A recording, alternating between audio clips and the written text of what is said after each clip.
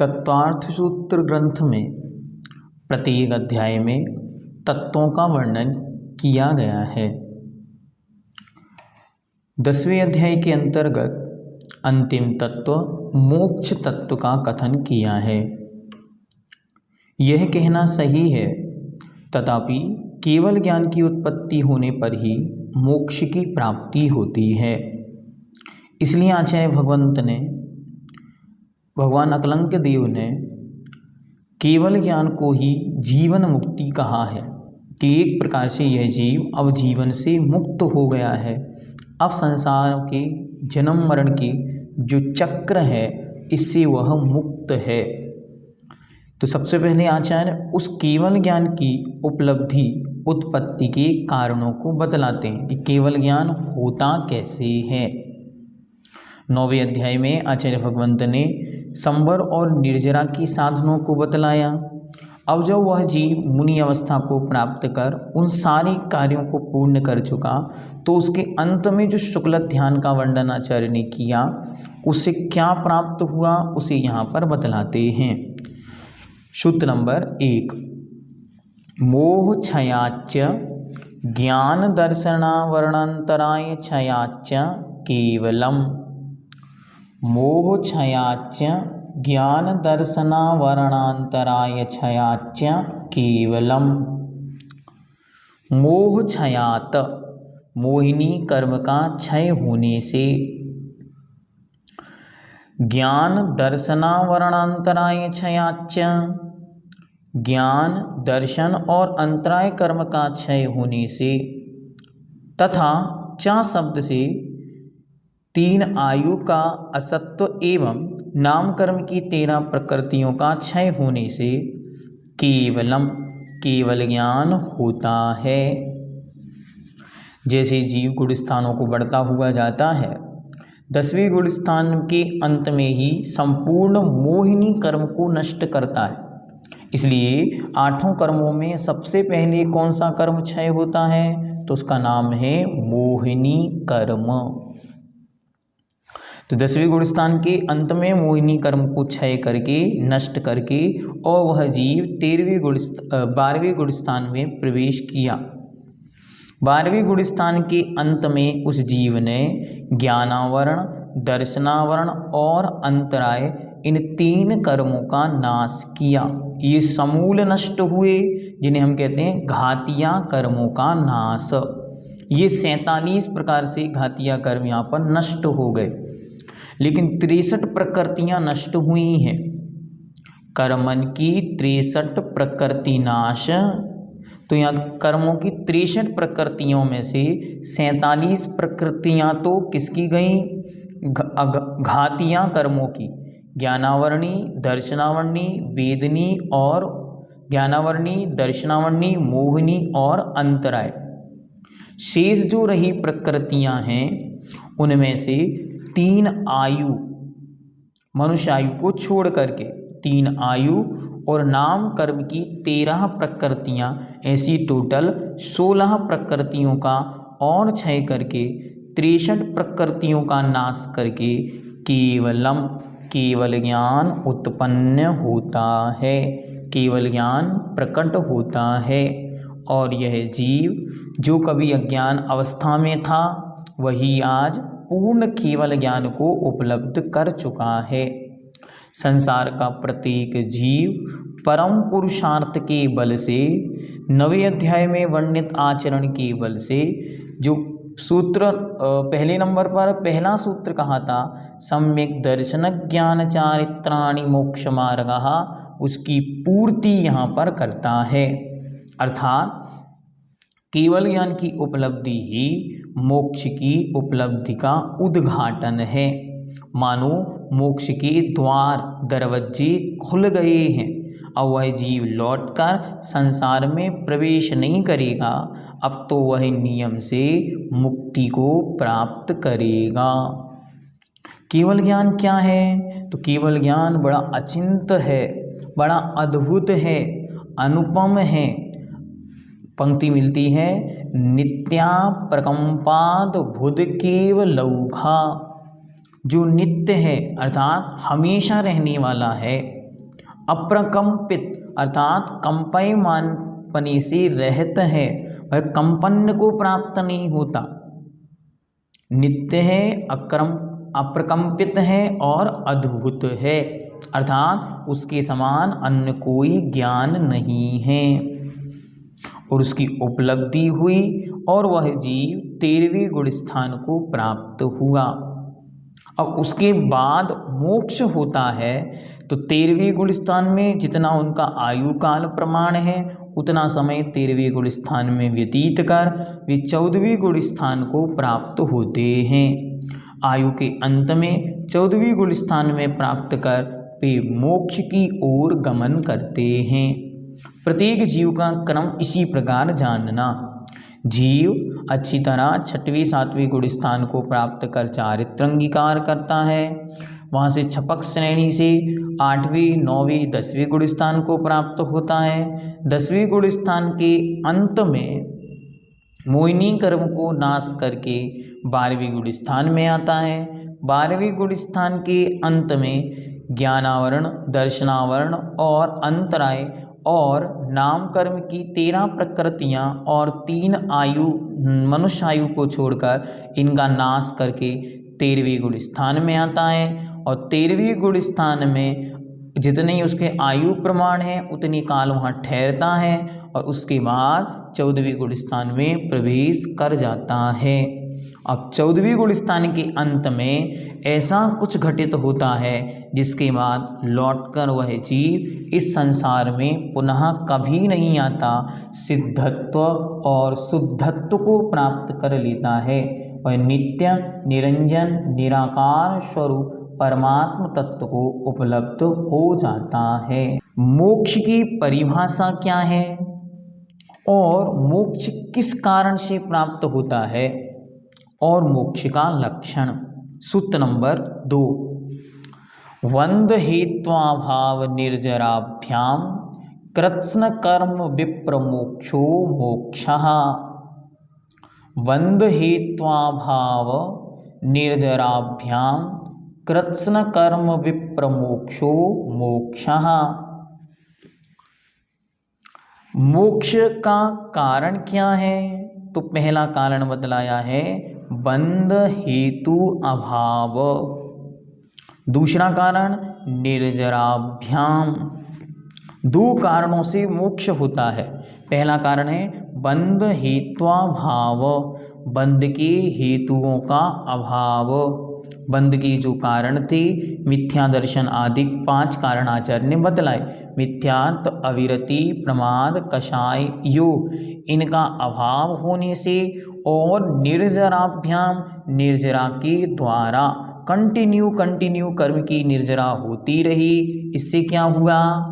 कृत्स्न अर्थात संपूर्ण कर्मों के विप्रमोक्षा समूल नष्ट हो जाने पर मोक्ष होता है।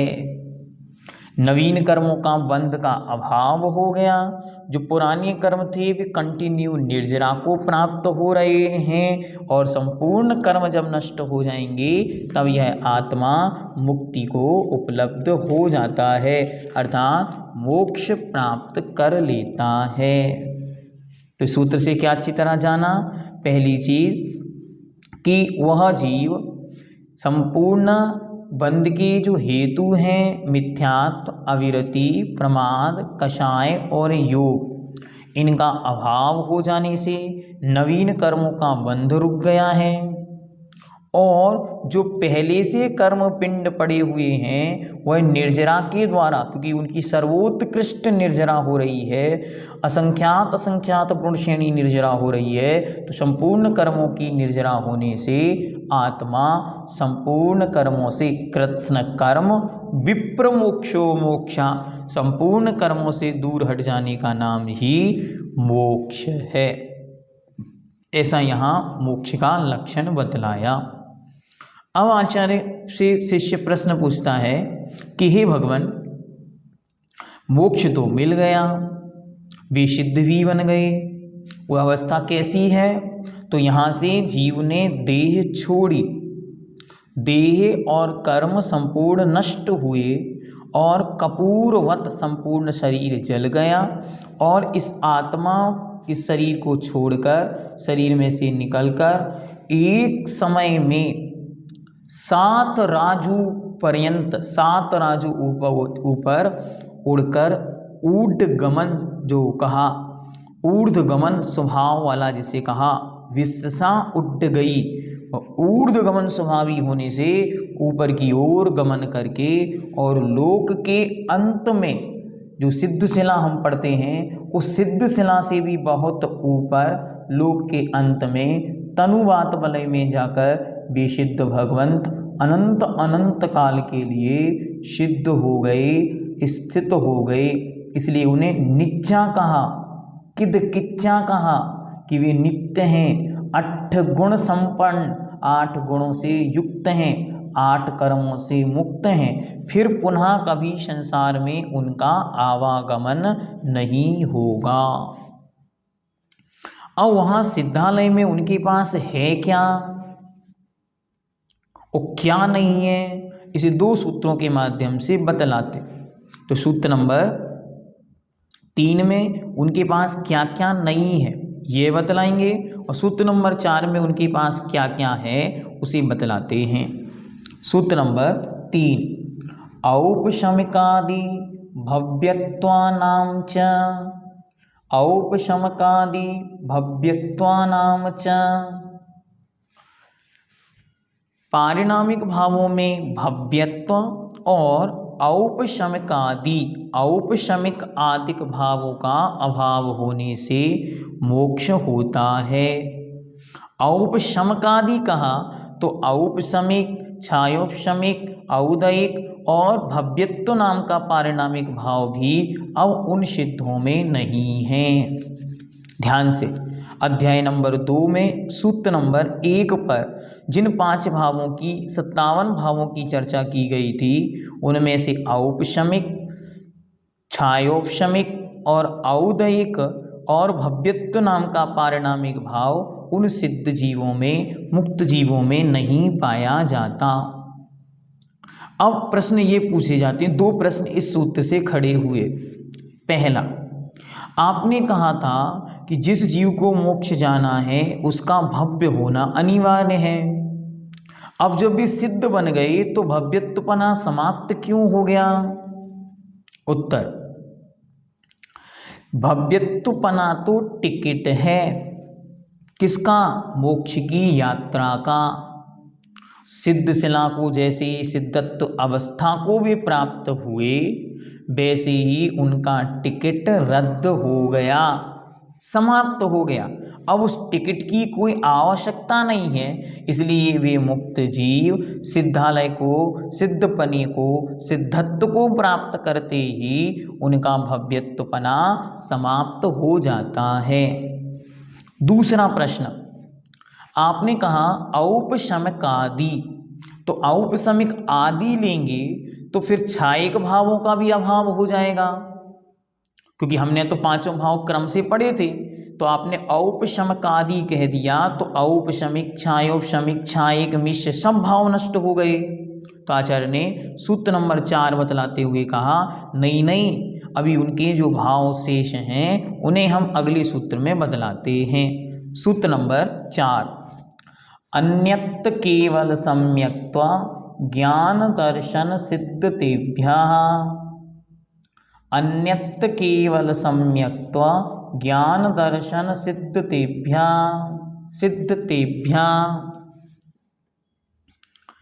अन्यत् अर्थात इनके अलावा, अब ये भाव तो छूट गए, उसके अलावा अब क्या शेष है?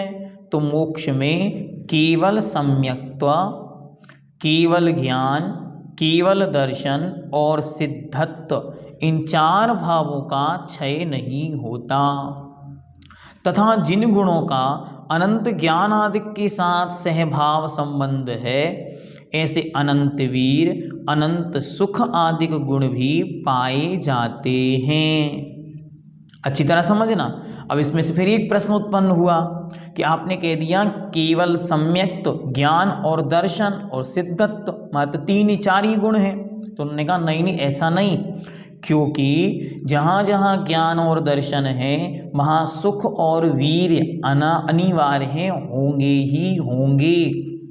और जहाँ वीर नाम का गुण है वहाँ अनंत वीर है, वहाँ अनंत दान, अनंत लाभ, अनंत भोग, अनंत उपभोग आदि के 5 गुण भी होंगे ही होंगे। तो जो हमने पहले 9 छायक भाव या 9 छायक लब्धियाँ कही थी वे इस जीव के यहाँ पर अवश्य ही पाए जाएंगे। इसलिए सिद्ध जीवों में अनंत गुण तो हैं, उनमें प्रमुख गुण इस प्रकार हैं, उनमें प्रमुख भाव तो छायक भाव और सिद्धत्व यह मुख्य रूप से उनमें पाया जाता है। अब वह जीव यहाँ से मुक्त हुआ तो प्रश्न बना, वह जीव मुक्त होकर ऊपर ही क्यों गया? अरे तिरछा भी कहीं जा सकता था, नीचे भी जा सकता था, ऊपर ही क्यों गया? और ऊपर भी गया तो ऊपर जाकर रुक क्यों गया? आलोकाकाश में क्यों नहीं चला गया? इन सब प्रश्नों के उत्तर अब क्रमशः आचार्य सूत्र नंबर 5, 6, 7, 8 में देंगे। आइए क्रमशः देखते। सबसे पहले वह जीव कहाँ गया? तो कहते हैं तदनंतर मूर्ध्वं गच्छत्या लोकान्तात्। तदनंतर मूर्ध्वं गच्छत्या लोकान्तात्। तत् अर्थात उन कर्मों के क्षय के पश्चात, अनंतरम पश्चात आत्मा ऊर्ध्वम ऊपर, आलोकान्तात् लोकाकाश पर्यंत जहाँ लोक का अंत होने वाला है ऐसे तनुवात वलय तक गच्छति जाता है। मुक्त जीवों के ऊर्ध्वगमन में क्या क्या कारण हैं उन्हें आचार्य अगले सूत्रों में बतलाएंगे। अभी हमने क्या जाना? तो अच्छी तरह हमने जाना सिद्ध भगवान के कौन कौन से गुण नहीं होते, सिद्धत्व में क्या क्या निमित्त कारण हैं और सिद्ध भगवान के कौन कौन से भाव विद्यमान हैं। तो सबसे पहले बंध के हेतुओं का अभाव हो जाने से, निर्जरा होने से, संपूर्ण कर्मों का क्षय होने से सिद्धत्व की प्राप्ति होती है। मोक्ष का लक्षण क्या है? संपूर्ण कर्मों का क्षय हो जाना ही मोक्ष है। उस जीव के कौन कौन से भाव नहीं है? तो औपशमिक आदि और भव्यत्व नाम का भाव उनकी नहीं है। कौन कौन से भाव हैं? तो केवल सम्यक्त्व, केवल ज्ञान, केवल दर्शन, सिद्धत्व और इनसे संदर्भित जितने भी छायक भाव हैं वे उस जीव के होते हैं। जैसे ही कर्म का क्षय हुआ और वह जीव ऊर्ध्वं गच्छत्य अर्थात ऊपर की ओर चला गया। वो कहाँ गया? आलोकान्तात्। गच्छति आलोकान्तात् जाता है लोक के अंत तक, और लोक के अंत तक वहाँ जाकर वह सदा सदा के लिए स्थित हो जाता है। अब प्रश्न उठता है ऊपर ही क्यों गए? तो अब उसके कुछ कारण हैं, उन कारणों को और उनके उदाहरणों को आचार्य अगले सूत्र में बतलाते। मुक्त जीव ऊर्ध्वगमन स्वभाव वाला है।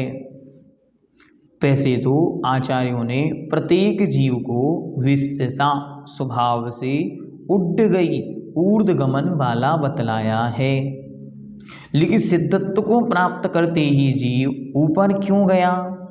अन्यत्र तिरछा दायां बायां नीचे क्यों नहीं गया? इसके लिए तर्कपूर्ण उत्तर देते हुए सूत्र नंबर 6 में कारण बतलाते हैं और सूत्र नंबर 7 में उन कारणों के उदाहरण देते हैं। तो आइए क्रमशः देखते हैं। पूर्व प्रयोगा दसंगत्वात् बंधच्छेदात् तथागति परिणामाच्च। पूर्व प्रयोगा दसंगत्वात् बंधच्छेदात् तथागति परिणामाच्च। 4 कारण बतलाए। पहला कारण है पूर्व प्रयोगात्। पूर्व मतलब पहले का संस्कार होने से। दूसरा असंगत्वात् कर्मों का संगति दूर होने से। तीसरा बंधच्छेदात् बंध का नाश होने से, जिसके कारण आत्मा बंधी हुई थी वो संपूर्ण बंधन टूट गए और वो मुक्त हो गई। चौथा कारण तथा गति परिणामात, जैसा उसका ऊर्ध्वगमन स्वभाव था उस स्वभाव के होने से वह मुक्त जीव ऊर्ध्वगमन करता है। अब इन चारों चीज़ों का हमको कोई कारण बतलाएंगे, इनका कोई उदाहरण बतलाएंगे क्या? तो आचार्य कहते हैं हाँ, इन चारों बातों का हम आपको कारण बतलाते हैं। तो सबसे पहले सूत्र नंबर 7 में चारों कारण बतलाए, तो सूत्र को देखते। आविद्य कुलाल चक्रवत व्यपगत लेपालावु बदेरण्य बीज बदागनी शिखावच्च। आविद्य कुलाल चक्रवत व्यपगत लेपालावु बदेरण्य बीज बदागनी शिखावच्च। अब क्रमशः चारों का उदाहरण देते। तो सबसे पहले पूर्व प्रयोगात, पहले का संस्कार होने से। उदाहरण क्या दिया? आविद्य कुलाल चक्रवत, कुंभकार के द्वारा घुमाए गए चाक चके के समान। दूसरा असंगत्वात, संग के दूर होने से। उदाहरण दिया व्यपगत लेपालावुवत, जिस प्रकार लेप से रहित होने पर तुम भी ऊपर आ जाती है।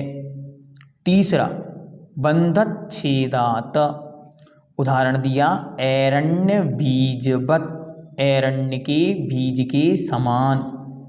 चौथा तथागति परिणामाच्च, उदाहरण दिया अग्नि शिखावच्च, अग्नि के शिखा के समान। आइए अब इन चारों उदाहरणों को अच्छी तरह समझते। पहले तो चार हेतु, क्या क्या कारण दिए ऊपर जाने के? पहला पूर्व प्रयोग, दूसरा संग का अभाव, तीसरा बंध का टूटना और चौथा ऊर्ध्वगमन स्वभाव। अब इनमें हेतु उदाहरण क्या बतलाएं, दृष्टांत क्या दिया? तो पूर्व प्रयोग घुमाया हुआ कुम्हार का चक्र, संग का अभाव लेप से मुक्त हुई तुम्बी, बंधन का टूटना अर्थात छिलके के हटते ही ऐरण्य बीज का ऊपर जाना और ऊर्ध्वगमन स्वभाव अग्नि की शिखा। आइए इनको विस्तार से देखते। जैसे कुंभकार के हाथ हटा लेने पर भी चका चक्र पूर्व प्रयोग के कारण संस्कार क्षय तक बराबर घूमता रहता है। कोई कुंभकार जब कोई घड़ा आदि कोई मिट्टी का बर्तन बना रहा होता है और वो चका को घुमाता है, घुमाता जाता है और फिर वो उसे छोड़ देता है। उसके छोड़ देने पर भी चक्र घूमता रहता है। जैसे आज वर्तमान में हम पंखा देख सकते हैं, पंखा हमने चालू किया और फिर बंद कर दिया तो वह घूमता रहता है। उसी प्रकार संसारी आत्मा ने जो मोक्ष प्राप्ति के लिए अनेक बार प्रयोग और प्रयत्न किए हैं, उनके कारण उसका ऊर्ध्वगमन होता है। दूसरे नंबर पर कहते हैं, जैसे मिट्टी के लेप से वजनदार तुम्बी पानी में डूब जाती है।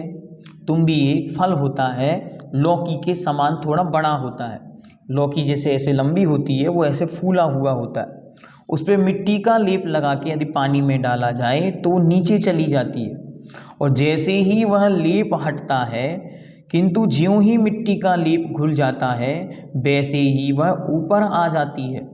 उसी तरह कर्म भार से कर्म से युक्त परवश आत्मा कर्मवश संसार में इधर उधर भटकता है, किंतु जैसे ही कर्मबंधन से मुक्त होता है वैसे ही वह ऊर्ध्वगमन अर्थात ऊपर की ओर गमन करता है। तीसरा उदाहरण, जिस प्रकार ऊपर के छिलके के हटते ही ऐरण्य बीज ऊपर की ओर ही जाता है। एक ऐरण्य नाम का फल होता है, वो इस प्रकार बंद रहता है। जैसे ही उसको खोला जाता है तो उसके अंदर एक बीज रहता है काले कलर का छोटा सा, तो जैसे ही वो फल यूँ खुलता है वो बीज उछलकर ऊपर की ओर भागता है। उसी प्रकार मनुष्यादिक भवों में भ्रमण कराने वाले गति नाम कर्म आदि सर्व कर्मों के बंध का छेद होने से, नाश हो जाने से मुक्त जीव का स्वाभाविक ऊर्ध्वगमन होता है। चौथा उदाहरण देते, जैसे तिरछी बहने वाली वायु के अभाव में प्रदीप शिखा अर्थात दीपक की बाती स्वभाव से ऊर्ध्व ही गमन करती है, स्वभाव से अग्नि ऊपर की ओर जाती है। उसी प्रकार मुक्त आत्मा भी अनेक गति विकार के कारणभूत कर्म के हट जाने पर ऊर्ध्वगमन स्वभाव से ऊपर की ओर ही जाती है, अन्यत्र नहीं जाती। अब प्रश्नकर्ता ने फिर प्रश्न पूछा कि हे भगवान, वे मुक्त जीव ऊपर की ओर तो जा रहे हैं, ठीक है, लेकिन वे लोकाकाश के अंत में तनुवात वलय के यहाँ क्यों रुक गए? इससे ऊपर भी तो जा सकते थे। तो आचार्य उसका कारण बतलाते हुए कहते हैं, सूत्र नंबर 8, धर्मास्तिकाया भावात, धर्मास्तिकाया भावात, धर्मास्तिकाया भावात अलग अलग करेंगे तो धर्म अस्तिकाय अभावात, धर्मास्तिकाय के अभाव होने से मुक्त जीव लोकाकाश के बाहर गमन नहीं करते, क्योंकि प्रत्येक जीव के गमन में आकाश द्रव्य का धर्म द्रव्य कारण है और वहाँ धर्म द्रव्य अलोकाकाश में है नहीं, इसलिए वे मुक्त जीव यहाँ से बाहर नहीं जाते। क्योंकि जीव और पुद्गल का गमन धर्म द्रव्य की सहायता से ही होता है और अलोकाकाश में मात्र आकाश द्रव्य है, उसके अलावा अन्य द्रव्य वहाँ नहीं है, इसलिए वहाँ गमन की संभावना न होने से वे सिद्ध भगवान लोक के अंत में तनुवात वलय में जाकर स्थित हो गए हैं। उन सिद्धों की विशेषता है कि उन सिद्धों के सिर संपूर्ण लोक के अंत में तनुवात वलय में जाकर चिपक गए हैं, स्थित हो गए हैं, और नीचे वे जिस आसन से मुक्त हुए उस आसन से स्थित हैं।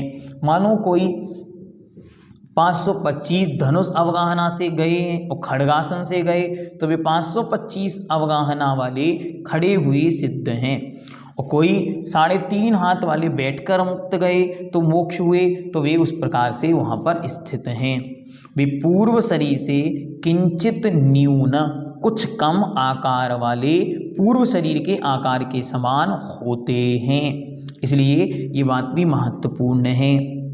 यद्यपि उन सिद्धों में स्वभाव से गुणों से कोई भी अंतर नहीं होता, वे सब समान हैं, लेकिन फिर भी उनमें कथनचित कुछ व्यवहार करके कुछ अनियोगों द्वारा भेद किया जाता है। उन भेदों को आचार्य भगवंत सूत्र नंबर 9 में बतलाने का प्रयास करेंगे। अच्छी तरह क्या याद रखना कि यद्यपि सिद्धों में कोई भी भेद या अंतर नहीं होता, सभी सिद्ध गुणों में समान होते हैं, लेकिन फिर भी कुछ अनियोगों के द्वारा उनमें विशेषता दिखलाने के लिए आप आचार्य भगवंत ने सूत्र नंबर 9 में क्षेत्राधिक अनियोग द्वारों से उनमें अंतर दिखलाने का पुरुषार्थ किया है। इस प्रकार हमने यहाँ पर यह जाना कि वह जीव ऊपर की ओर गया, और ऊपर ही क्यों गया, तो उन्होंने 4 कारण बतलाए और उन चारों के 4 उदाहरण भी दिए। पूर्व प्रयोग से घुमाए हुए चक्र के समान, संग के अभाव से जैसे तुम्बी के ऊपर से मिट्टी के लेप काला हो जाना, बंधन के टूटने से जैसे ऐरण्य के बीज के समान, और ऊर्ध्वगमन स्वभाव से जैसे अग्नि की शिखा। और वह धर्म यहाँ लोकाकाश के अंत में क्यों रुक गए, अलोकाकाश में क्यों नहीं गए, तो उन्होंने कहा धर्म द्रव्य के अभाव होने से वे उसके बाहर नहीं गए। इस प्रकार इसे हमने जाना। आगे अंतिम सूत्र के माध्यम से हम सिद्धों के बीच में अनियोग द्वारों के द्वारा कहे गए भेदों को, अंतरों को जानकर इस 10वां अध्याय को पूर्ण करेंगे। अंतिम सूत्र नंबर 9, यद्यपि सिद्ध भगवान में कोई भी भेद नहीं होता, मुक्त जीवों में कोई भी अंतर नहीं होता, लेकिन फिर भी आचार्य भगवंत अनियोग द्वारों के माध्यम से उनके बीच कुछ विशेषताओं के माध्यम से अंतर या भिन्नता दिखलाते हैं। क्षेत्र, काल, गति, लिंग, तीर्थ, चारित्र, प्रतीक, बुद्ध, बोधित, ज्ञानावगाहनांतर, संख्याल्प, बहुत्वतः, साध्यः। क्षेत्र, काल, गति, लिंग, तीर्थ, चारित्र, प्रतीक, बुद्ध, बोधित, ज्ञानावगाहनांतर, संख्याल्प, बहुत्वतः, साध्यः। क्षेत्र, काल, गति, लिंग, तीर्थ, चारित्र, प्रतीक, बुद्ध, बोधित, बुद्ध, ज्ञान, अवगाह, अंतर, संख्या और अल्प बहुत्व, इन 13 अनुयोगों के द्वारा यहाँ अंतर किया गया है। आइए देखते हैं। सबसे पहले क्षेत्र। सिद्ध क्षेत्र में व कर्म भूमि में सिद्ध होते हैं। वर्तमान ग्राही नय की अपेक्षा सिद्ध क्षेत्र स्वप्रदेश या आकाश प्रदेश में सिद्धि होती है और भूत प्रज्ञापन नय की अपेक्षा 15 कर्म भूमियों में और संहरण अर्थात अपहरण की अपेक्षा मनुष्य लोक में सिद्धि होती है। कैसे अंतर करेंगे उन सिद्धों में क्षेत्र की अपेक्षा? तो वे कहाँ से सिद्ध हुए? तो वास्तविकता में ओरिजिनली तो प्रत्येक जीव स्वयं के आत्म परिणामों में सिद्ध हुआ। जहाँ उसके आत्म प्रदेश स्थित थे वहीं सिद्ध हुआ। अन्य अपेक्षा से देखें तो जिस क्षेत्र में वह स्थित था उस क्षेत्र से सिद्ध हुआ। तो अब सिद्धि कहाँ कहाँ से होती है? तो सिद्धि के मुख्य स्थान है 15 कर्म भूमियाँ। तो वह उन 15 कर्म भूमियों से सिद्ध या मुक्त होता है। और विशेष यदि हम जानेंगे तो मनुष्य लोक से ही सिद्धि होती है। जो 45 लाख योजन प्रमाण मनुष्य लोक या अड़ाई द्वीप है वहीं से सिद्धि होती है। अब प्रश्न कि वहीं से सिद्धि क्यों हुई, अन्य स्थानों से सिद्धि क्यों नहीं होती? तो क्योंकि यहीं पर मात्र कर्म भूमियां हैं, अन्य स्थानों में मात्र भोग भूमि है। फिर प्रश्न कि जब यहाँ पर भी कर्म भूमि के अलावा भोग भूमियां हैं, समुद्र अधिक हैं, तो क्या इनमें से भी सिद्धि होती है? तो उत्तर देते हैं हाँ, इनमें से भी सिद्धि संभव है। कैसे? तो कोई जीव कर्म भूमि में साधना कर रहा हो और उसे पूर्व भव के बैर के या अन्य कोई और निमित्त से कोई दूसरा जीव यहाँ से उठाकर और उन क्षेत्रों में छोड़ दे या ले जाए तो वह उन क्षेत्रों से भी मुक्ति प्राप्त कर सकते हैं। यहाँ तक कि समुद्रों से भी मुक्ति प्राप्त होती है। आगे काल। काल की अपेक्षा तो कहते हैं एक समय सिद्ध। वास्तविकता में सबकी सिद्धि तो किसी एक समय में ही हुई है, ठीक, लेकिन भूत की अपेक्षा सामान्यतया उत्सर्पणी सिद्ध और अवसर्पणी काल सिद्ध। विशेष रूप से अवसर्पणी में भी मात्र चौथे काल में ही सिद्धि होती है। तो सुषमा दुष्मा काल में के अंत भाग और तृतीय काल के अंतिम भाग और दुष्मा सुषमा चौथे काल में उत्पन्न हुआ सिद्ध होता है। और चौथे काल में उत्पन्न हुआ पंचम काल में भी सिद्ध हो सकता है, किंतु पांचवें काल में उत्पन्न हुआ जीव सिद्ध नहीं होता। इस प्रकार से जानना। अब अच्छी तरह समझना। और संहरण अर्थात अपहरण की अपेक्षा 6 कालों में मुक्ति संभव है। मानो कोई यहाँ से उठा के किसी को किसी भोग भूमि में छोड़ दे तो वहाँ की अपेक्षा वहाँ का जो काल है उसमें उनकी सिद्धि हुई। तो मुक्ति कैसे हुई? तो बता रहे हैं कोई जीव तीसरे काल के अंत में उत्पन्न हुआ और उसी में सिद्ध हो सकता है, जैसे आदिनाथ भगवान। मुख्यतया चौथे काल में सिद्धि होती है और चौथे काल का उत्पन्न हुआ जीव पंचम काल में भी मोक्ष चला जाता है, जैसे जम्मू स्वामी महाराज, जैसे गौतम स्वामी महाराज, जैसे श्रीधर केवली महाराज, ये सब पंचम काल में मुक्ति को प्राप्त हुए। आगे गति सिद्ध, तो वास्तविकता में सबकी गति सिद्ध गति ही है, अर्थात सब गतियों से भी मुक्त हो गए, लेकिन फिर भी भूत दृष्टि की अपेक्षा, भूत नय की अपेक्षा मनुष्य गति से सिद्धि होती है। ठीक। अब लिंग, लिंग तो वर्तमान अवस्था में तो सिद्ध कैसे हैं, अवेद हैं, और जब उनको सिद्धि हुई उस समय भी अवेद थे, अर्थात वेद से रहित हैं, उनका कोई वेद नहीं होता। लेकिन अतीत की अपेक्षा तीनों वेद वालों की सिद्धि होती है, भाव वेद की अपेक्षा, द्रव्य वेद की अपेक्षा नहीं। द्रव्य से तो केवल पुरुष वेद की ही सिद्धि होती है, लेकिन भावों की अपेक्षा तीनों वेदों वालों की सिद्धि संभव है, ये हमको ध्यान में रखना अच्छी तरह। फिर इसके बाद तीर्थ सिद्ध, तीर्थ सिद्ध कैसे, तो कोई तीर्थंकर होकर सिद्ध होते हैं, तो कोई सामान्य केवली होकर। सामान्य सिद्ध भी दो प्रकार के होते हैं, उनमें से कोई तीर्थंकर की उपस्थिति में सिद्ध होते हैं और कोई तीर्थंकरों के मोक्ष चले जाने के बाद या मोक्ष जाने के पहले सिद्ध होते हैं। इस प्रकार तीर्थ सिद्ध कहलाते हैं। तो इनकी अपेक्षा भी उनमें कंपैरिजन किया जा सकता है कि ये समय सिद्ध हुए, ये इनके बाद सिद्ध हुए। जैसे भगवान नेमिनाथ महास्वामी विराजमान थे और गज कुमार को सिद्धि हो गई, तो ये भगवान से पहले ही सिद्ध हो गए। भगवान आदिनाथ विराजमान थे, बाहुबली महाराज को मोक्ष हो गया, तो उनसे पहले ही उनकी अनुपस्थिति में ही मोक्ष चले गए।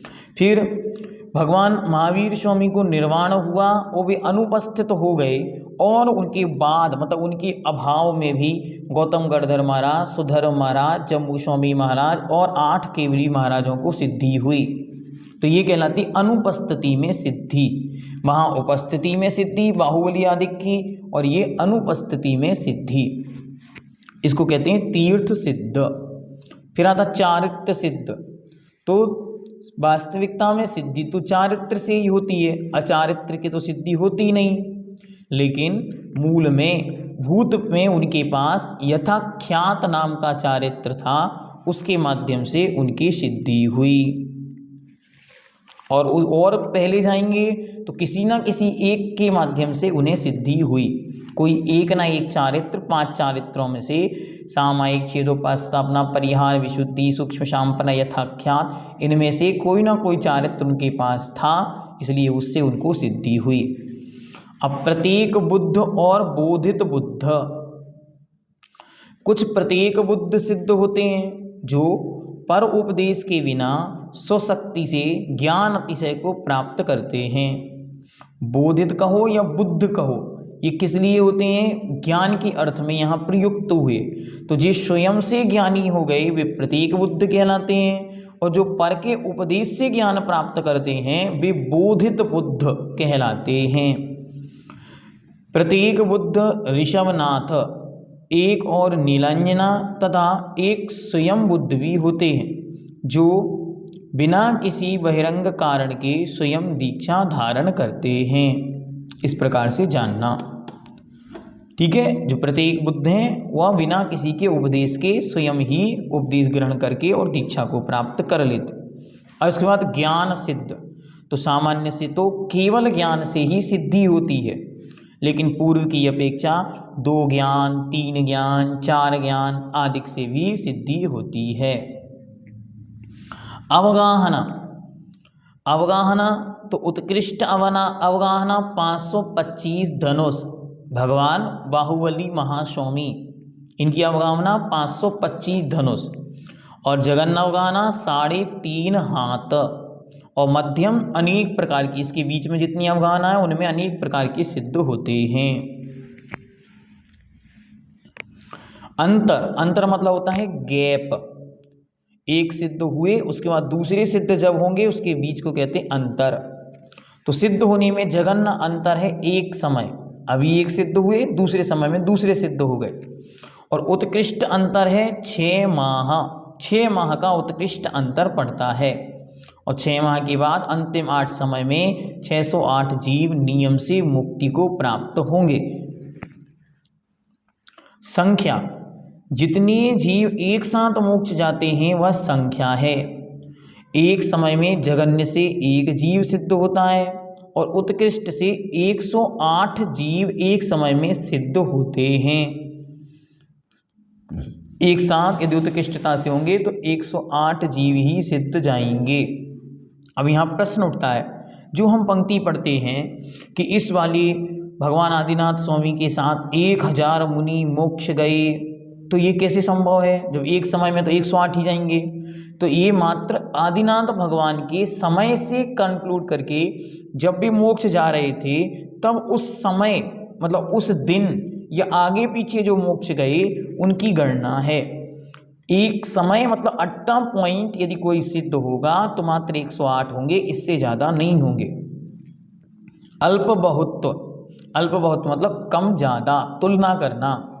तो क्षेत्र की अपेक्षा से प्रत्येक मुक्त जीवों की संख्या को लेकर परस्पर में तुलना करना अल्प बहुत्व है। अल्प बहुत्व कैसे होता?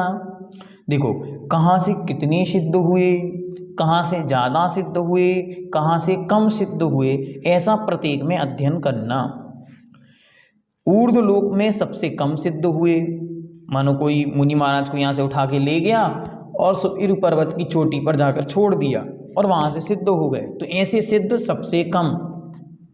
इनसे संख्यात गुणी अधोलोक से सिद्ध हुए, कोई मुनि महाराज को ले गया और किसी अधोलोक की कोखर में जाकर उसमें गुफा में जाकर रख दिया या समुद्र में फेंक दिया, इस प्रकार।